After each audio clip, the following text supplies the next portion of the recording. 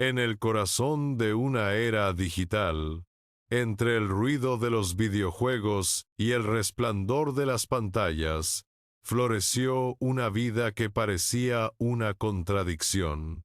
La historia de Carlo Acutis es, a primera vista, la de un adolescente de su tiempo: jeans, zapatillas y una fascinación por la tecnología. Sin embargo, bajo esa apariencia de normalidad, latía un corazón anclado en una fe ancestral, una devoción profunda que desbordaba los límites de su edad y de su época, creando un puente inesperado entre el cielo y el ciberespacio. Su mundo era el de la Italia moderna, una sociedad a menudo distante de lo sagrado, donde la fe se vive más como tradición que como una ardiente certeza. En este escenario, la espiritualidad de Carlo no fue una herencia pasiva, sino una conquista personal, un descubrimiento que lo llenó de un propósito incomprensible para muchos. Mientras sus compañeros perseguían metas terrenales, él encontró en lo eterno una aventura mucho más emocionante, una llamada que resonaba en el silencio de las iglesias y en los códigos de sus programas informáticos. Desde muy joven, una sed por lo divino lo distinguía. No eran los gestos de una piedad infantil aprendida, sino las intuiciones de un alma madura. Sentía una atracción inexplicable por la Eucaristía, a la que reconocía como una presencia viva y real.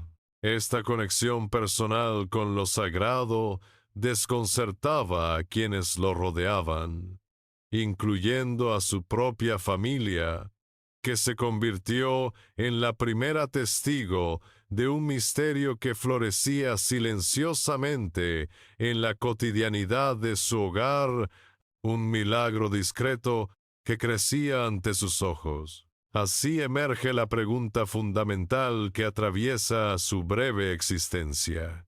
¿Cómo un joven de 15 años, inmerso en la cultura del siglo XXI, pudo transformarse en un faro de santidad para una generación entera? ¿Qué fuerza interior lo impulsaba a buscar el rostro de Dios con la misma pasión con la que otros exploraban el mundo virtual? Su vida no ofrece respuestas sencillas, sino que se presenta como un testimonio luminoso, un mapa que invita a explorar las profundidades del espíritu en medio de la modernidad. En las manos de su madre, una pequeña cruz de hospital se convierte en el epicentro de este relato. No es solo el recuerdo de un hijo perdido, sino el símbolo de una vida entregada, la reliquia de un sacrificio que trascendió el dolor. Este objeto humilde guarda el eco de sus últimos momentos y la clave de su legado es a través de esa cruz y de la mirada de quien la atesora, que comenzamos a comprender cómo la historia de un muchacho común se convirtió en una leyenda universal de fe. En los primeros años de su vida, Carlo no era más que un niño de Milán, rodeado del afecto de una familia que, como tantas otras, vivía la fe como una herencia cultural más que como un fuego interior. Sin embargo, en el alma de aquel pequeño brotaba una semilla distinta. Antonia, su madre, observaba con una mezcla de sorpresa y ternura cómo su hijo manifestaba una curiosidad por lo sagrado que no provenía de su entorno. Era una pregunta silenciosa que nacía dentro de él, un anhelo de infinito que buscaba respuestas. Desde muy pequeño, sus gestos revelaban una sensibilidad espiritual inusual. Mientras otros niños se aferraban a sus juguetes, Carlos se sentía atraído por la imagen de un crucifijo o la quietud de una iglesia. Hacía preguntas que desarmaban a los adultos por su profundidad inquiriendo sobre la naturaleza de Dios y el significado de la Eucaristía. Su madre, que se consideraba lejana a la práctica religiosa, se encontró siendo la primera alumna de un maestro que apenas aprendía a caminar, un guía espiritual con la mirada inocente de un niño. Su amor por la oración no era una imitación, sino una necesidad. Buscaba el rosario como quien busca un refugio, encontrando en sus cuentas una conexión directa con María, a quien consideraba su confidente celestial.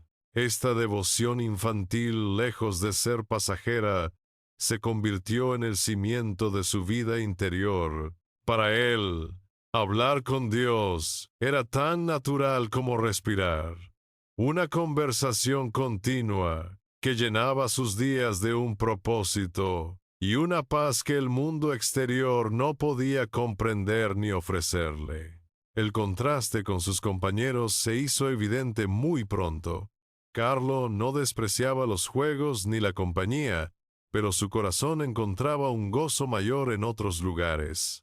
Mostraba una compasión extraordinaria por los más desfavorecidos, compartiendo su merienda con los necesitados o defendiendo a los compañeros que sufrían acoso. Eran pequeños actos de caridad que brotaban de una fuente profunda, un eco del Evangelio que él parecía escuchar con una claridad asombrosa, viviendo el amor al prójimo como su ley fundamental. La Eucaristía se convirtió tempranamente en el centro de su universo. Antes de comprender la teología detrás del sacramento, su alma reconocía allí una presencia real y viva. Su deseo de recibir la comunión diaria era una petición constante, un anhelo que movió a su familia a buscar un permiso especial. Cada misa era para él un encuentro personal con Jesús, una cita ineludible que él describía como su autopista hacia el cielo, el camino más corto para unirse a su amigo divino. Fue su propia madre la primera evangelizada por su fe. Antonia admite que fue Carlo quien la acercó a la iglesia, quien le enseñó a vivir la misa no como una obligación, sino como un milagro. A través de las preguntas de su hijo, de su fervor y de su ejemplo, ella redescubrió los fundamentos de su propia fe. Se convirtió en la testigo privilegiada de cómo la gracia actuaba en un alma pura, transformando no solo al niño, sino a todos los que lo rodeaban. En su hogar, la normalidad de la vida familiar se entrelazaba con lo extraordinario. Los videojuegos y las tareas escolares compartían espacio con el rezo del rosario y las conversaciones sobre los santos, a quienes Carlo consideraba amigos y modelos a seguir. No había una división entre su vida de niño moderno y su profunda espiritualidad. Para él, todo formaba parte de un único plan divino. Su habitación no era solo el cuarto de un adolescente, sino la primera célula de un apostolado que estaba a punto de nacer. Así, su infancia se revela no como una simple etapa de crecimiento, sino como el prólogo de una misión. Cada gesto, cada pregunta y cada oración eran los hilos con los que Dios tejía un tapiz de santidad en plena era digital. La sorpresa inicial de su madre se transformó en una certeza. Estaba presenciando el florecimiento de un alma elegida, un corazón que desde el principio de sus días ya latía al unísono con el corazón del cielo, preparando el terreno para un legado eterno. Su existencia giraba en torno a un sol incandescente, la Eucaristía. Para Carlo, no era un símbolo sino el corazón palpitante de la fe, una presencia real que lo esperaba cada día. La llamaba con una certeza desarmante la autopista hacia el cielo, el camino más directo y seguro para encontrarse con el amigo que tanto amaba. Cada misa era una cita personal. Cada comunión, un abrazo que borraba la distancia entre el tiempo y la eternidad, alimentando su alma con una fuerza sobrenatural. Esta centralidad eucarística definía cada aspecto de su jornada. Su alegría no dependía de las circunstancias del mundo, sino de la certeza de esa presencia divina. Buscaba la capilla con la misma naturalidad con que otros buscaban un patio de juegos, encontrando en el silencio del sagrario su verdadero hogar. Esta devoción no lo aislaba.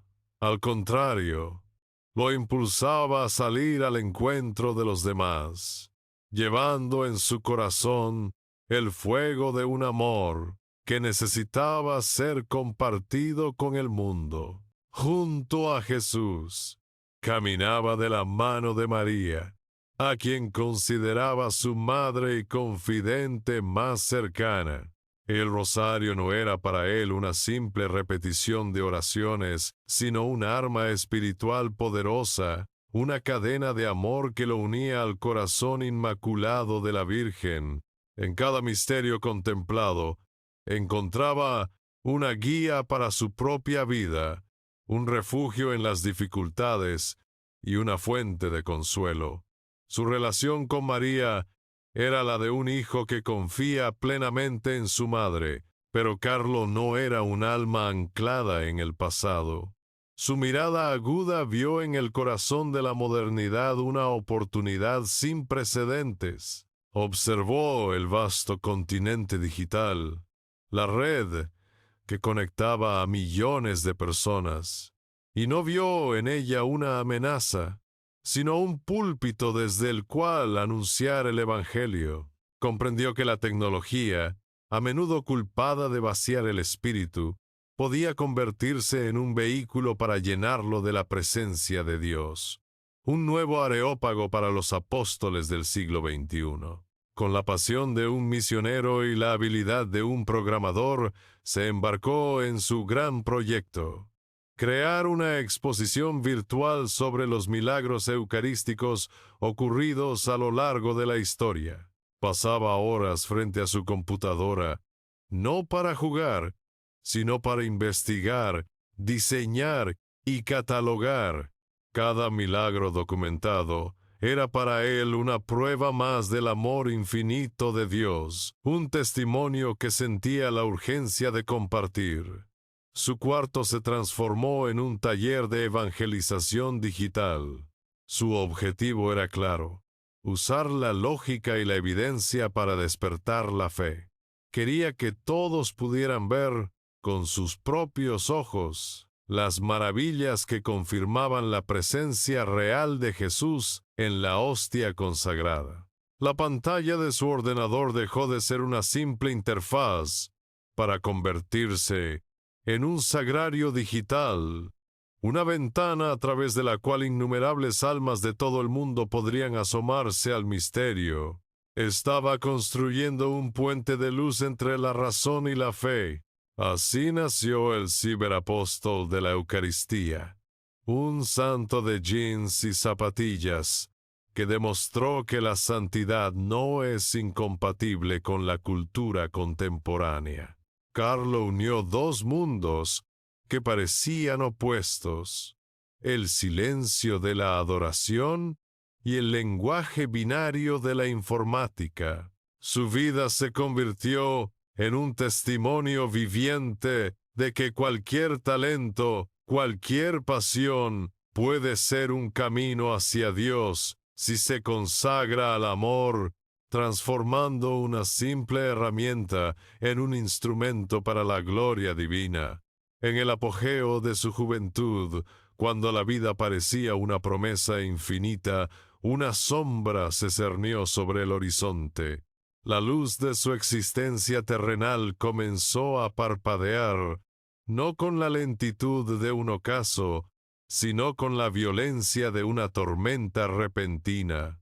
Un malestar que parecía pasajero se reveló como un enemigo implacable: leucemia fulminante, en su forma más agresiva. El diagnóstico cayó sobre su familia como una sentencia inapelable, un muro de dolor que amenazaba con derrumbarlo todo. Sin embargo, donde el mundo veía una tragedia, Carlo encontró un propósito. Recibió la noticia no con la desesperación de quien pierde la vida, sino con la serenidad de quien está a punto de encontrarla plenamente. Su rostro no reflejaba miedo, sino una paz desconcertante, una aceptación que no era resignación pasiva, sino una entrega activa y consciente. Miraba su propio final, no como un abismo, sino como el umbral de la casa del Padre, el destino final de su peregrinaje terrenal. Su lecho de hospital se transformó en un altar y su dolor en una ofrenda, con una claridad y una madurez que helaban la sangre y encendían el alma. Pronunció las palabras que definirían su legado. Ofrezco todo el sufrimiento que tendré que padecer por el Señor, por el Papa y por la Iglesia. No pidió ser sanado, no cuestionó su destino.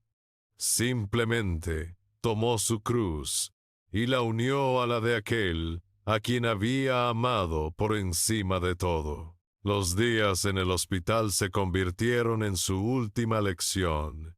En medio de los tubos y el dolor físico, su espíritu permanecía inquebrantable.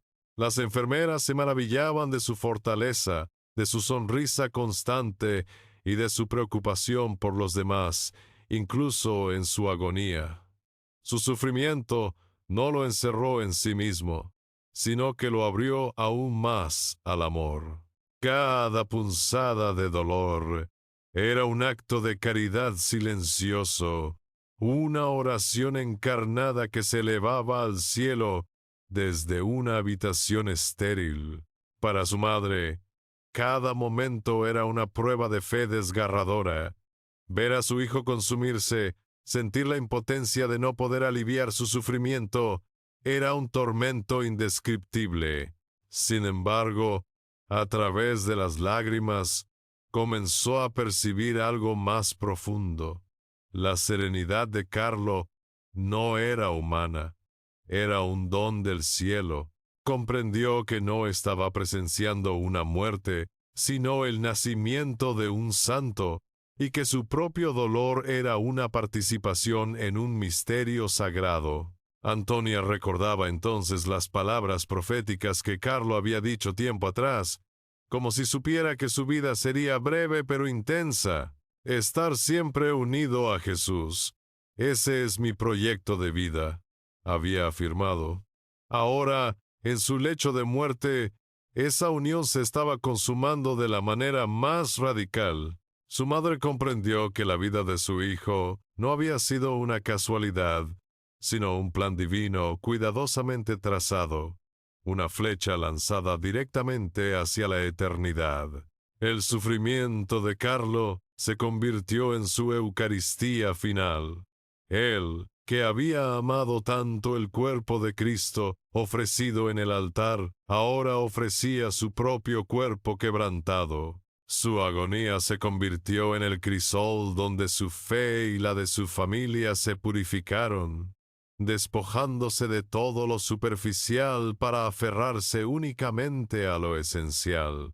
Estaba viviendo en su propia carne el misterio pascual de muerte y resurrección que había contemplado tantas veces ante el sagrario. Así, la enfermedad que debía ser su derrota se convirtió en su mayor triunfo. El punto de virada no fue el diagnóstico, sino su respuesta a él. Al abrazar la cruz con amor, Carlo despojó a la muerte de su poder, transformándola en la puerta de entrada a la vida verdadera. Aquellos últimos días no fueron el final de su misión, sino su culminación, el sermón más elocuente que jamás pronunció. sellado no con palabras, sino con la entrega total de su vida. El 12 de octubre de 2006, el tiempo terrenal de Carlo llegó a su fin. En la quietud de una habitación de hospital, su cuerpo de 15 años finalmente cedió, pero su alma emprendió el vuelo que tanto había anhelado. No fue una rendición, sino una liberación. Para quienes lo vieron partir, el silencio que siguió a su último aliento no era de vacío, sino de una paz sobrecogedora. Su partida física fue un evento fugaz, un suspiro en la historia, pero dejó una estela de eternidad. Para su familia, el mundo se derrumbó en un instante. El dolor de la pérdida era un abismo físico, un eco en cada rincón de la casa que ahora estaba en silencio. La ausencia de su risa, de sus conversaciones sobre Dios y de los clics de su teclado, creaba un vacío insoportable. Antonia, su madre, se aferraba a los recuerdos, enfrentando la prueba más dura de su fe, creer en la vida eterna, mientras el luto por su único hijo desgarraba su corazón con una pena terrenal y profunda. Sin embargo, en medio de la oscuridad del duelo, una luz diferente comenzó a brillar. La certeza espiritual, sembrada por el propio Carlo, empezó a germinar en el corazón de su madre. Su muerte no era un final absurdo, sino la consumación de una vida ofrecida. Cada palabra de su ofrenda resonaba ahora con un poder profético, transformando la percepción de la tragedia. La ilusión de la pérdida comenzó a ceder ante la convicción de que su hijo no había sido arrebatado, sino que había llegado a su verdadero hogar. Resonaba entonces una de sus frases más luminosas: «Todos nacen como originales, pero muchos mueren como fotocopias». Carlo había vivido y muerto como un original irrepetible. Rechazó ser una copia de una juventud indiferente o de una fe diluida, eligiendo en cambio un camino de autenticidad radical.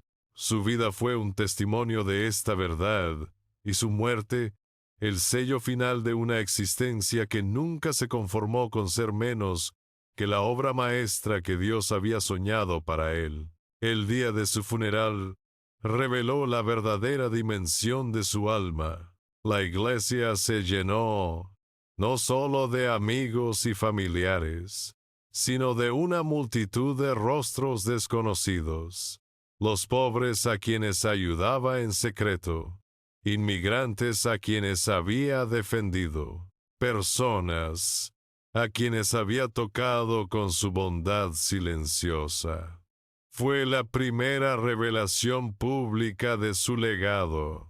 Su familia comprendió que el amor que Carlo había sembrado en la tierra ya estaba floreciendo, un jardín secreto que ahora salía a la luz.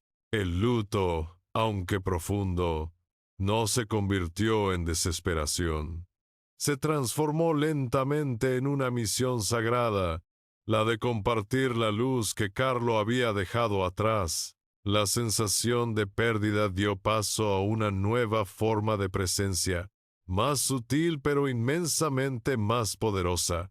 Su partida no fue una fuga que dejaba un vacío, sino una siembra. La semilla de su vida, entregada en la tierra del sufrimiento, había muerto para dar un fruto que alimentaría al mundo entero, un testimonio eterno de que el amor es más fuerte que la muerte. Tras su partida, el legado digital de Carlo se convirtió en el primer eco de su misión. El sitio web de los milagros eucarísticos, que había construido con una dedicación casi monástica, trascendió a su creador. Se transformó en un testamento silencioso, un mensaje en una botella flotando en el vasto océano digital, alcanzando costas que él nunca habría podido imaginar. Su pasión por la tecnología no fue sepultada con él, se convirtió en el vehículo a través del cual su historia de fe comenzó su imparable viaje por el mundo. Pronto, un murmullo de devoción comenzó a crecer. Su nombre era invocado en oraciones silenciosas, su fotografía compartida entre jóvenes que veían en él no a un santo distante, sino a un amigo en el cielo. Pequeñas gracias, conversiones inesperadas y consuelos inexplicables comenzaron a atribuirse a su intercesión. No era un fenómeno orquestado, sino un movimiento espontáneo del corazón. La respuesta del pueblo de Dios que reconocía en aquel muchacho de Milán la fragancia inconfundible de la santidad. La cruz del hospital, guardada por su madre, dejó de ser un simple recuerdo del dolor para convertirse en el símbolo de una victoria. Antonia se transformó en la guardiana de su llama, viajando por el mundo no para llorar a un hijo perdido, sino para presentar a un guía para la juventud. Su testimonio, nacido de la más profunda herida, se transformó en la más poderosa evangelización, demostrando que el amor de una madre puede trascender la muerte y convertirse en un canal de gracia. Carlos se convirtió en un faro para una generación que a menudo se sentía perdida entre el relativismo y el vacío existencial. En sus zapatillas y su amor por la informática, los jóvenes encontraron un modelo de santidad accesible, una prueba de que no era necesario renunciar al mundo moderno para abrazar a Dios. Les mostró que se podía ser un apasionado de la tecnología y, al mismo tiempo, un enamorado de la Eucaristía, que la santidad no era una reliquia del pasado.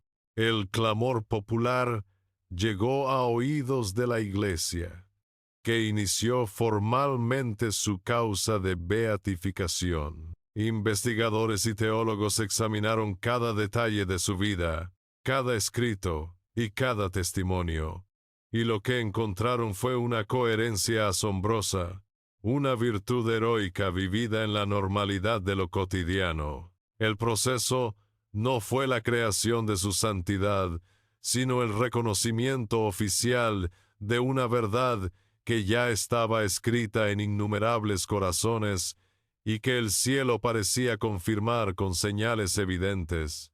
Una de esas señales llegó desde Brasil. Un niño, desahuciado por una rara enfermedad pancreática, fue sanado de manera inexplicable tras tocar una reliquia de Carlo. La ciencia no encontró explicación. La fe reconoció un milagro. Este evento prodigioso, rigurosamente investigado y aprobado, se convirtió en la llave que abrió las puertas de los altares. Era la confirmación celestial de que el joven ciberapóstol no solo había llegado a su destino, sino que ahora intercedía activamente por quienes acudían a él. El 10 de octubre de 2020, en la Basílica de San Francisco de Asís, el mundo presenció su beatificación. Su rostro sonriente, proyectado en una imagen gigante, no era el de un mártir antiguo, sino el de un adolescente contemporáneo. Al ser proclamado beato, la Iglesia no solo honraba a un alma, sino que enviaba un mensaje poderoso. La santidad es posible hoy, en medio de nuestras ciudades, con nuestras tecnologías y nuestras luchas, aquí y ahora, para todos. Cuando su tumba fue abierta como parte del proceso canónico, se reveló un último signo asombroso. Su cuerpo, aunque tratado, se encontraba en un estado de conservación extraordinario, con un rostro sereno que parecía dormir. Se convirtió en un destino de peregrinación, un punto de encuentro entre lo visible y lo invisible. Su cuerpo mortal, que había sido templo del Espíritu Santo, se transformó en una reliquia viviente, un recordatorio tangible de que la eternidad había besado el tiempo a través de su vida. El legado de Carlo Acutis es, en esencia, una pregunta dirigida a cada uno de nosotros. Es un llamado urgente a no conformarse con ser una fotocopia, a buscar la originalidad con la que fuimos creados por Dios. Su vida nos desafía a utilizar nuestros talentos, nuestras pasiones y hasta nuestras herramientas digitales, no para el egoísmo, sino para la gloria de Dios y el bien de los demás. Nos enseña que cada instante es una oportunidad para amar y para construir nuestra propia autopista al cielo. Su historia no termina en un sepulcro en Asís, ni en un decreto de beatificación. Continúa en cada joven que decide rezar el rosario, en cada alma que se acerca a la Eucaristía con un amor renovado, y en cada persona que descubre que la santidad no es una meta lejana, sino un camino que se recorre día a día. Carlo no dejó un manual de instrucciones, sino un mapa estelar, una invitación a levantar la mirada y reconocer que nuestra verdadera patria no está aquí, sino en la eternidad. La vida de Carlo Acutis no es simplemente la crónica de un adolescente extraordinariamente piadoso. Es la manifestación de un profeta para su generación, un alma enviada para hablar un lenguaje que el siglo XXI pudiera entender. No vino a condenar la modernidad, sino a redimirla, mostrando que en el corazón del mundo digital podía latir con fuerza el corazón de Cristo. Su testimonio es un puente de luz tendido sobre el abismo que parecía separar la fe de la vida contemporánea. Su mensaje, radical en su simplicidad, resuena como un eco en el desierto de la indiferencia. La santidad no es una reliquia del pasado, ni un privilegio para unos pocos elegidos. Es una vocación universal que florece en la normalidad de nuestros días, en medio de las aulas, las redes sociales y las calles de nuestras ciudades. Carlo demostró que la autenticidad cristiana no requiere abandonar el propio tiempo, sino consagrarlo, transformando cada instante en una oportunidad para el encuentro con Dios. Por eso, su breve peregrinaje terrenal nos confronta con una pregunta esencial, una interpelación directa que trasciende el tiempo y la cultura. ¿Qué estamos haciendo con nuestra vida, con nuestros talentos, con nuestra propia cruz? Su existencia se convierte en un espejo que nos obliga a examinar la dirección de nuestro caminar, recordándonos que fuimos creados como originales y que la mayor tragedia es morir como fotocopias, habiendo desperdiciado la oportunidad de ser la obra maestra que Dios soñó para nosotros.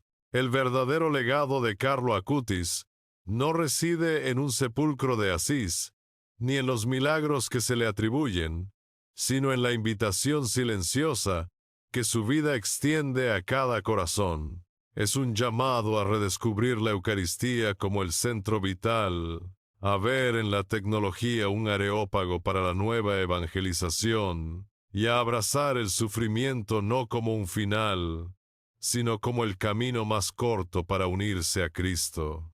Su herencia es una semilla de eternidad plantada en el corazón de nuestra era. Su historia no está escrita para ser admirada desde la distancia, sino para ser vivida en primera persona.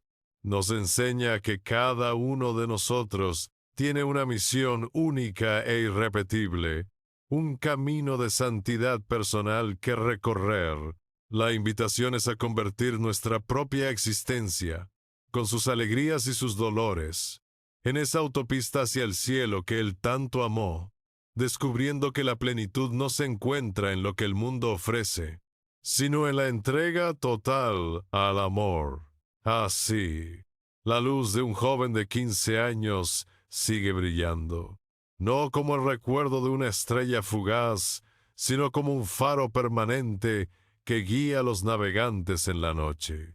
La vida de Carlo es un testamento vibrante de que el cielo no está lejos, de que la santidad es posible y de que una sola vida, vivida en plenitud de amor, tiene el poder de cambiar el mundo. Su historia no ha terminado. Apenas ha comenzado en el corazón de todos aquellos que escuchan su llamado.